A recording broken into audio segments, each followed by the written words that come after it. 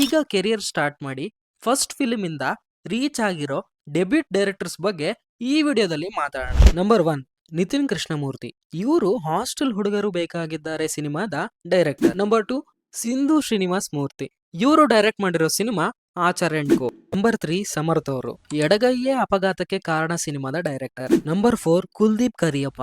ನೋಡಿದವರು ಏನಂತಾರೆ ಸಿನಿಮಾದ ಡೈರೆಕ್ಟರ್. ನಂಬರ್ 5, ಸಂದೀಪ್ ಸುಂಕಟ್. ಶಾಕಾಹಾರಿ ಸಿನಿಮಾದ ಡೈರೆಕ್ಟರ್. ನಂಬರ್ 6, JP ತುಮಿನಾಡ್ ಅವರು. ಅವರ ಫಸ್ಟ್ ಸಿನಿಮಾಯಿಂದಾನೇ ಇಡೀ ಇಂಡಿಯಾಗೆ ರೀಚ್ ಆದ್ರು. ನಂಬರ್ 7, ಶ್ರೀನಿಧಿ ಬೆಂಗಳೂರು. ಇವರು ಬ್ಲಿಂಕ್ ಸಿನಿಮಾದ ಡೈರೆಕ್ಟರ್. ನಂಬರ್ 8, ಪುನೀತ್ ರಂಗಸ್ವಾಮಿ. ಇವರು ರೀಸೆಂಟ್ ಆಗಿ ಬಂದ ಏಳುಮಲೆ ಸಿನಿಮಾದ ಡೈರೆಕ್ಟರ್. ನಂಬರ್ 9, ನಂಬರ್ 10, ನಂಬರ್ 11 ಅಂತ ಹೇಳ್ತಾ ಹೋಗ್ಬೋದು. ಅಷ್ಟು ಡೈರೆಕ್ಟರ್ಸ್ ಇದ್ದಾರೆ. Daredevil Mustafa cinema, Yuddhakanda cinema, Hebbuli cut, green girl. So ಹಾಗೆ ಈ ಲೀಸ್ಟ್ ಅಲ್ಲಿ ನಾವು ಮರ್ತಿರೋ ಡೈರೆಕ್ಟರ್ಸ್ ಯಾರಾದ್ರೂ ಇದ್ರೆ ಕಾಮೆಂಟ್ ಅಲ್ಲಿ ತಿಳಿಸಿ.